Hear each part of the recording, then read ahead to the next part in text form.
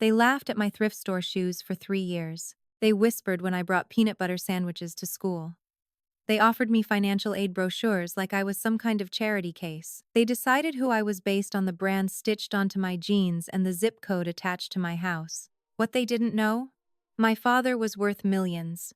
What they didn't know was that every time they smirked at my cheap clothes, I went home to a family that owned warehouses across 3 states. Every time they assumed I couldn't afford spring break, I was sitting in boardrooms learning how to read contracts most adults don't understand. I let them believe I was poor, on purpose, because when people think you have nothing to offer them, they show you exactly who they are. And by senior year, I had a list. A list of who was kind when it didn't benefit them. A list of who only respected power. A list of who thought I would never matter. Then one night, I pulled into the school parking lot in a car that cost more than their parents' houses, and everything changed. But the real shock wasn't the money. It was what I chose to do with it. Because I had the power to embarrass them, to expose them, to ruin reputations that had ruled that town for decades. And instead, I made a decision no one saw coming. If you've ever been underestimated, if you've ever been judged for what you wear, where you live, or how much money people think you have, then you need to hear what happened next. Because sometimes the quietest person in the room is the one holding all the cards. And sometimes, the girl they thought was poor is the one who changes everything. I still remember the sound my shoes made against the hallway floor at Westbrook High. The rubber soles were thin from wear, and every step let out this soft, tired squeak that echoed louder than it should have. It was the kind of sound that made heads turn. Not because anyone cared who I was, but because they noticed what I wasn't. I wasn't wearing the right brands.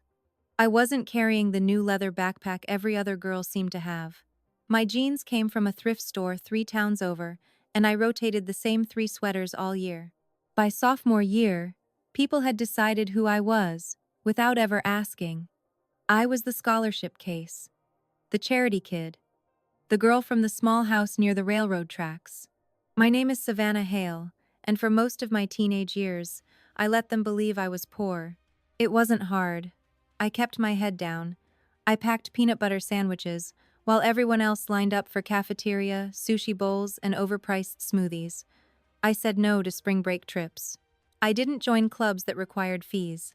When girls like Madison Carlyle and Tessa Whitmore whispered in corners, I always felt the heat of their eyes slide over my thrifted cardigan before the quiet laughter followed. What they never understood was that I wasn't embarrassed. I was hiding. My father, Gregory Hale, built Hale Logistics from the ground up. He started with one used delivery truck and a folding table in a rented warehouse. By the time I was 13, he owned distribution centers in 3 states. By 16, our net worth had crossed into 8 figures.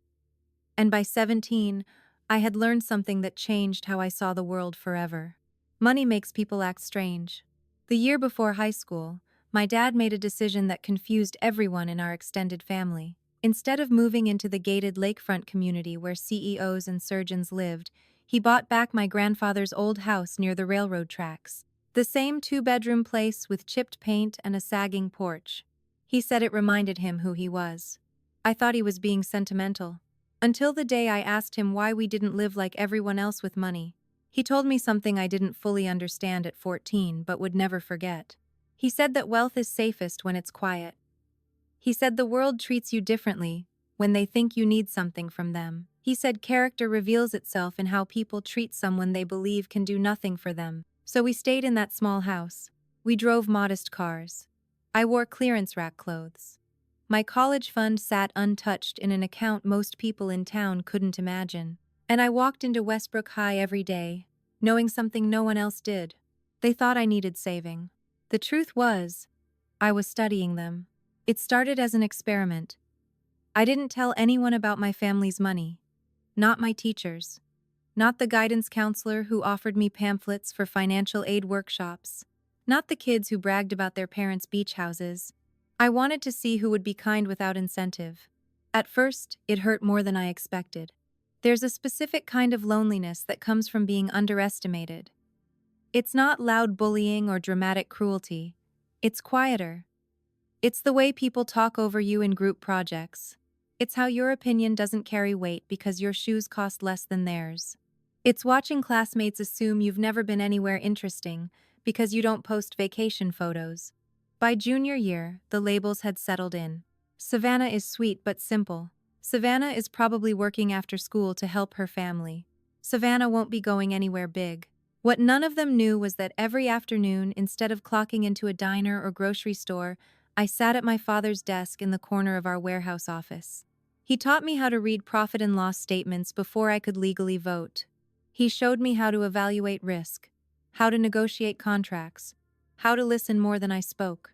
While Madison Carlyle was shopping for prom dresses that cost more than my entire wardrobe, I was sitting in meetings about fleet expansions and regional acquisitions, and I kept quiet. Senior year was when things shifted. Hale Logistics secured its largest contract yet, partnering with a national retail chain that would double our annual revenue. My father celebrated by taking me out for burgers at a roadside diner instead of some five-star restaurant. He told me he was proud of the questions I asked in meetings. He told me I understood leverage. Then he told me something else. He said that after graduation, he wanted me to decide how public we would be. Until that moment, I hadn't realized staying invisible had been temporary. The idea of revealing the truth terrified me, because somewhere along the way, their low expectations had become armor. It was easier to be the underestimated girl than to become the target of envy. It was easier to let people believe I was struggling than to watch how quickly their tone would change if they knew the truth. But senior year has a way of forcing choices. College acceptance letters started arriving. Mine came from places no one expected. Wharton, Stanford, Columbia. I hid them in my desk drawer while classmates talked about local state schools and community colleges. Not because those schools weren't good, but because I knew what the reaction would be. They would assume it was pity. They would assume scholarship.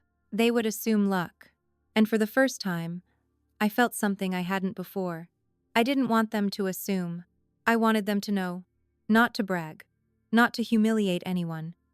But to hold up a mirror to every smirk, every dismissive glance. Every time someone measured my worth by the label on my sneakers. The opportunity came faster than I expected. Westbrook High announced a senior fundraising gala, hosted in the new gymnasium, tickets priced high enough to keep out anyone without means. It was the kind of event where parents wrote checks for show, and students wore outfits chosen for social media impact. Madison Carlyle's mother chaired the event, and my father received a personal invitation to become its largest sponsor. He placed the envelope on the kitchen table that night and looked at me in a way that told me the experiment was ending. He said this was my decision. We could decline quietly and remain what everyone thought we were. Or we could attend. Publicly.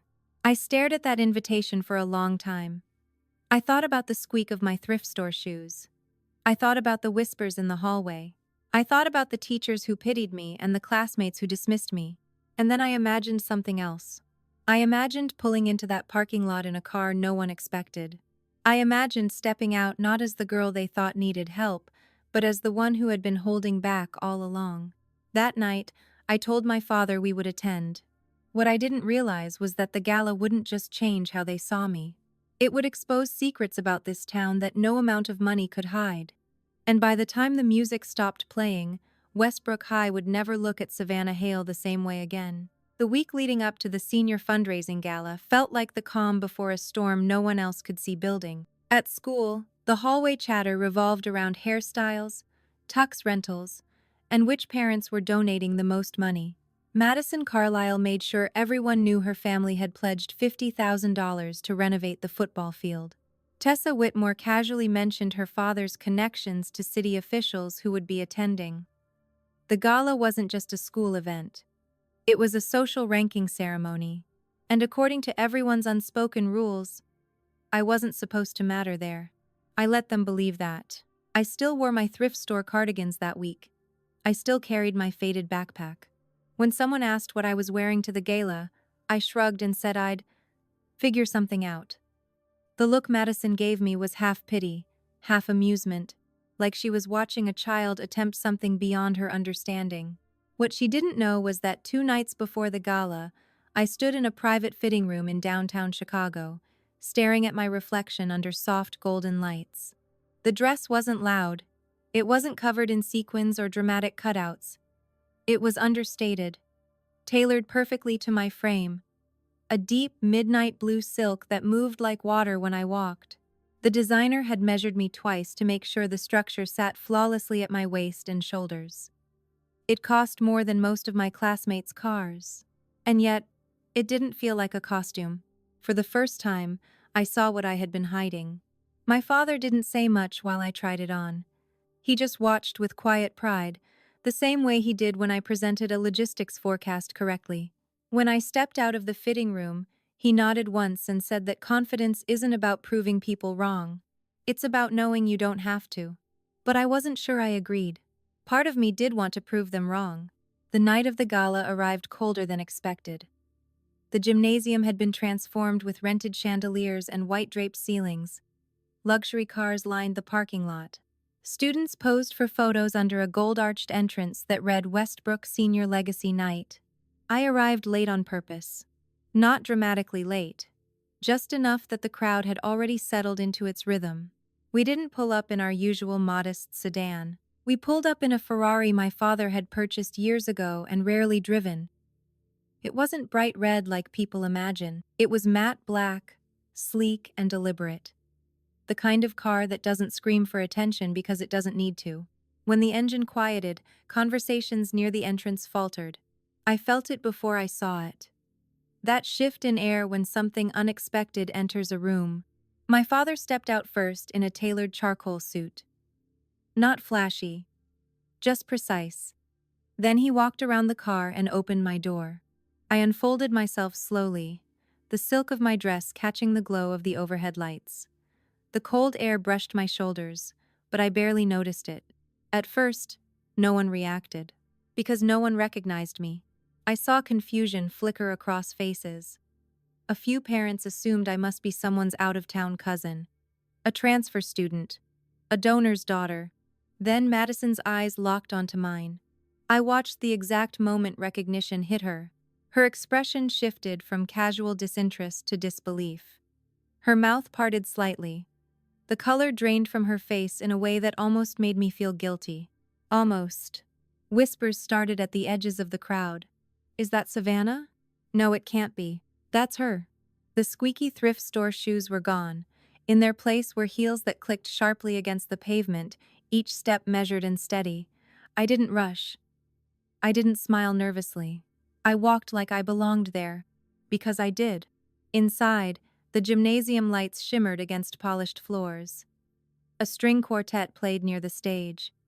Tables were arranged with crystal centerpieces. And near the front stood a banner listing the evening's primary sponsors. Carlisle Family, $50,000. Whitmore Holdings, $35,000. Several other recognizable last names followed. At the top of the banner, in bold lettering that had been added only hours earlier, was a name that made people step closer to read twice. Hale Logistics, $250,000. The number hadn't been announced yet, but it was there. I saw teachers freeze mid-conversation as they connected the dots. I saw the guidance counselor who once handed me financial aid brochures whisper something urgently to the principal. I saw Madison's mother scanning the room, her polite smile tightening as she spotted my father. And then the principal approached us. His voice was warmer than it had ever been in his office when he'd discussed realistic expectations for my future. He thanked my father profusely. He called the donation transformative. He said it would change the school for generations. I stood there, listening to the praise, and felt something strange settle in my chest. It wasn't satisfaction. It was clarity. The same people who barely saw me now looked at me like I was suddenly illuminated. Teachers who once overlooked my raised hand asked about my college plans. Parents who had never spoken to my father extended firm handshakes and business cards. Nothing about me had changed in those few minutes. Only their perception had. Madison approached eventually, her heels clicking too quickly against the floor. She complimented my dress. She asked where I bought it, her tone carefully neutral. I told her it was custom. Her eyes flickered, calculating. For years, she had ruled this social ecosystem effortlessly. And now, the ground beneath her certainty had cracked. As the evening progressed, speeches began. The principal took the stage and announced the record-breaking donation from Hale Logistics. Gasps rippled through the room when he said the amount aloud. $250,000. Every head turned toward our table. My father squeezed my hand gently under the tablecloth, a silent reminder to stay grounded. But the real shock hadn't happened yet, because as the applause faded, the principal added one more detail. He announced that the donation came with a condition, a new scholarship fund, one that would be awarded not based on popularity, legacy status, or family connections, but on character, and I was the student representative chosen to help define its criteria. The silence that followed felt heavier than the applause. I saw it in their faces. For the first time, they realized this wasn't just about money. It was about influence. And as I stood up to walk toward the stage, feeling hundreds of eyes tracking my every move, I understood something that sent a chill down my spine. Revealing the truth wasn't the climax. It was the beginning. Because now that they knew who I really was, they would have to decide who they had been all along. And some of them had far more to lose than their pride. The morning after the gala, Westbrook High didn't feel like the same building. It looked the same. Same beige lockers, same flickering hallway lights, same faint smell of disinfectant and cafeteria grease. But the energy had shifted in a way that was impossible to ignore. Conversations stopped when I walked past. Heads turned more openly now. No one pretended not to stare. For 3 years I had been background noise. Overnight, I became the headline. My phone buzzed before first period even started. Messages from classmates who had never texted me before. People congratulating me. Asking about the scholarship fund. Asking about internships at Hale Logistics. A few even apologized for misunderstandings, though none of them were specific about what those misunderstandings had been. What fascinated me wasn't the sudden friendliness. It was the fear. You could see it in subtle ways. The way Madison Carlisle's laughter sounded thinner in the hallway. The way Tessa Whitmore avoided eye contact entirely. The way certain parents, who used to greet my father with polite indifference at school events, now lingered too long in conversation when they saw him in town. Because money alone doesn't scare people. Access does. And what they were beginning to realize was that my family didn't just have wealth. We had influence in places they hadn't anticipated. The local news had covered the donation that morning. A short segment about Hale Logistics investing in education. My father's interview was calm and measured. He talked about opportunity, about rewarding integrity, about building a stronger community. But what he didn't say publicly was what we had discussed privately after the gala. The scholarship fund wasn't random. For months before the event, while I sat in those warehouse meetings learning about contracts and expansion, I was also quietly observing my classmates. Not to judge them, not to get revenge, but to understand who they really were when no one important was watching. I saw which students volunteered without posting about it online. I noticed who included the new transfer kit at lunch. I kept track of who treated cafeteria workers with respect and who snapped their fingers impatiently when lines moved too slowly. Character leaves patterns. And I had been taking mental notes for years. What none of them knew was that Hale Logistics had recently partnered with a private auditing firm to expand into municipal contracts, infrastructure, transportation, supply chain management for public projects, the kind of work that intersected directly with local government.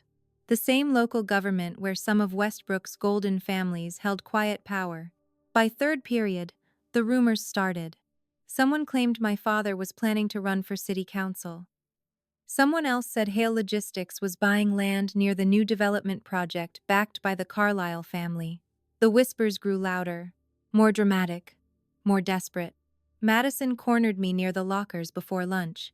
Her tone was controlled, but there was an edge beneath it. She asked how long I had been keeping this secret. She asked why I didn't tell anyone the truth. She said it must have been hard pretending to struggle. Pretending. That word echoed in my mind long after she walked away. I hadn't been pretending to struggle. I had been choosing not to flaunt. There's a difference. By lunchtime, the dynamic at our usual table had shifted. I didn't sit with Madison or Tessa, but proximity in a small school means you overhear everything. I caught fragments of conversation. Her dad donated that much just for attention. It's probably some tax write-off. They're trying to control the school board. That last one made me pause. Because it was closer to the truth than they realized.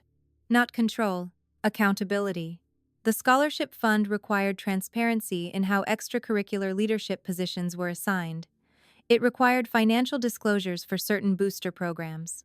It created a review committee composed of faculty and community members outside the usual inner circle. For years, Westbrook had operated on legacy influence. The same last names rotating through student council presidencies. The same families securing prime opportunities for their kids. And now, a quiet girl in thrift store shoes had disrupted that pattern. The panic reached its peak during fourth period economics. Mr. Davenport, who once suggested I consider practical career paths, asked me to stay after class. His tone was suddenly respectful, almost cautious. He wanted to know more about the scholarship criteria. He wondered aloud how students would be evaluated. I told him the truth, holistically. Academics would matter, leadership would matter, but so would documented acts of integrity. So would peer feedback. So would teacher recommendations that addressed character, not just performance. He nodded slowly, like he was recalibrating everything he thought he knew about me. What I didn't tell him was that the auditing firm partnering with Hale Logistics had also flagged irregularities in several local contracts tied to development projects. Projects connected, indirectly, to families sitting comfortably at the top of Westbrook's social hierarchy. The gala hadn't just elevated my family's visibility. It had placed a spotlight on the entire town. By the end of the day, my guidance counselor called me into her office. The same office where she once gently suggested community college as a financially responsible option. Now, she congratulated me on my acceptances. She asked which Ivy League school I was leaning toward. Her smile stretched wider than I had ever seen. I thanked her politely. But inside, I felt something heavier than triumph. I felt responsibility. Because exposing hypocrisy is easy when you have leverage. Using that leverage ethically is harder. That evening, my father and I sat at our small kitchen table in the house near the railroad tracks. The same chipped paint, the same sagging porch outside the window. Nothing about our surroundings had changed. Except everything had. He told me he'd received 3 phone calls from local business owners wanting to collaborate. One from a city council member requesting a meeting, and one from Madison Carlisle's father. That one lingered in the air. Mr. Carlisle hadn't called to congratulate him. He had called to clarify intentions. That was the phrase my father used. Clarify intentions. I realized then that this was no longer about high school popularity or bruised egos. It was about power structures being questioned. And I was standing at the center of it. As I lay in bed that night, staring at the ceiling of the same small bedroom I'd grown up in, I replayed the past 3 years in my mind. Every whisper, every dismissive glance, every assumption about who I was and what I was worth. They had underestimated me because it made them comfortable. Now they were uncomfortable. And discomfort makes people unpredictable. The next week, the scholarship committee would hold its first official meeting. Applications would open. Reputations would be examined. And secrets some far bigger than cafeteria gossip would begin to surface. What I didn't know yet was that one of those secrets would force me to choose between protecting my own future and exposing a truth that could dismantle one of Westbrook's most powerful families. The first scholarship committee meeting was held on a Tuesday evening in the newly renovated conference room above the gym. The same gym where I had once stood in thrift store shoes, invisible against the lockers. Now my name was printed on a placard at the long polished table. Savannah Hale Student Chair. The title felt heavier than I expected. Around me sat faculty members, 2 community leaders, and 1 external advisor from the independent firm my father's company had partnered with. The atmosphere was professional, almost clinical. Files were stacked neatly in front of each seat. Applications had already begun pouring in. On paper, this was simple. Review achievements, evaluate recommendations, measure integrity through documented actions. But integrity is rarely clean. It's complicated, it's layered, and sometimes it exposes things people would rather keep buried. About an hour into the meeting, one particular application landed in front of me. Madison Carlisle. Perfect GPA. Varsity captain. Student council president. Hundreds of volunteer hours listed across various community initiatives. Her essay centered on leadership, legacy, and the responsibility of privilege. It was polished, strategic, impressive. If I had only known her resume, I would have considered her a frontrunner. But I knew more than her resume. Attached to each application were anonymous peer evaluations. A new requirement under the scholarship's character clause. Students had been asked to describe how the applicant treated others when no authority figures were present. Madison's evaluations were divided. Some praised her ambition, others were harder to read. Dismissive when things don't benefit her. Kind in public, different in private. Takes credit for group work. I felt my chest tighten. This wasn't revenge. This was documentation. And she wasn't the only one. Two other applicants from prominent families showed similar patterns. Impressive surface-level accomplishments, cracks underneath. Then we reached a file that shifted everything. Daniel Reyes. Quiet. No legacy last name. Solid grades but nothing flashy. Worked part-time at a grocery store. Captain of no teams. President of nothing. His peer evaluations were unanimous. Always helps without being asked. Stays late to tutor. Paid for a classmate's field trip anonymously. Defended a student who was being mocked. I closed the file slowly. For 3 years, I had watched this school reward performance over principle. Volume over values.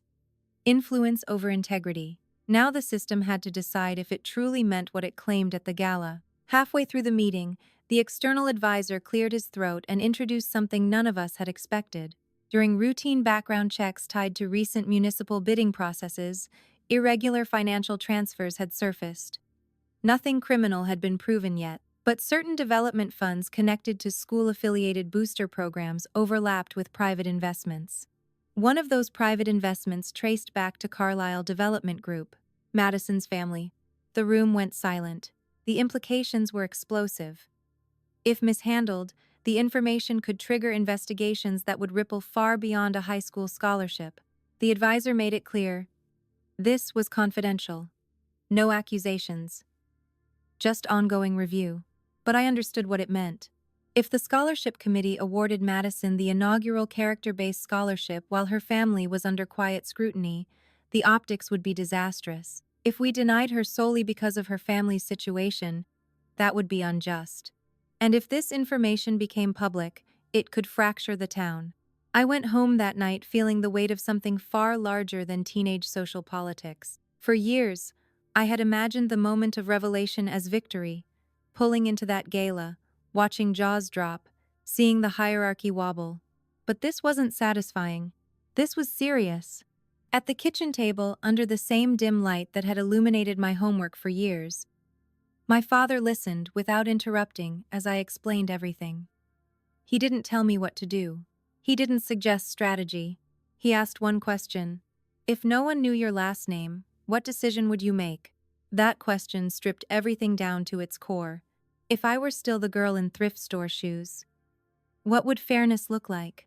The final vote took place 3 days later. The room felt smaller, tighter. Every shuffle of paper sounded amplified. We discussed Madison first. Her achievements were undeniable, but the peer evaluations revealed a pattern inconsistent with the scholarship's founding principle. After careful deliberation, the committee agreed she did not meet the character threshold this year. No mention of her family, no hidden motives, just documented behavior. Next came Daniel Reyes. The vote was unanimous. When the decision was finalized, I felt something unexpected. Peace. The announcement was scheduled for Friday afternoon assembly. The entire student body gathered in the gym. The same polished floors. The same echo of sneakers against hardwood. I stood behind the podium, looking out at hundreds of faces. Some curious, some anxious. Madison sat in the front row, posture rigid, expression unreadable. I spoke about the purpose of the scholarship, about integrity when no one is watching, about how true character reveals itself in small, consistent choices. Then I announced the recipient. Daniel's name echoed through the gym, followed by a stunned pause before applause swelled from unexpected corners. He looked shocked, almost reluctant as he walked to the stage. And in that moment, something shifted more powerfully than it had the night of the gala. The hierarchy cracked, not because a millionaire's daughter had flexed her influence, but because she hadn't. After the assembly, whispers spread quickly. Some students connected the dots about Madison not winning. Rumors about her family's financial reviews intensified over the following weeks. Investigations expanded quietly. Eventually, local news outlets reported audits into several development contracts. No dramatic arrests. No public spectacle. Just accountability. Madison never confronted me. Not directly. But one afternoon, as graduation approached, she stopped me near the parking lot. There was no hostility in her expression this time, only something humbler. She said she hadn't realized how she treated people until it was written down anonymously. She said losing the scholarship forced her to reflect in a way winning never would have. It wasn't an apology, but it was growth. Graduation day arrived beneath a clear blue sky. I walked across the stage in the same town that once measured me by the price of my shoes. As my name was called, the applause felt different than it had at the gala. It felt earned. Not because of money, but because of restraint. Weeks later, I left for college. Not quietly this time, but not extravagantly either. The Ferrari stayed in the garage. I drove myself in the same modest sedan I had used for years. Because the real lesson had never been about revealing wealth. It had been about revealing truth. They thought I was poor. What they didn't understand was that I was rich in something far more dangerous to a broken system: perspective. And if there's one thing I've learned, it's this. The world will always underestimate someone. The question is what that someone chooses to do when the power shifts into their hands. Because having the power to ruin people is easy. Choosing not to? That's what changes everything.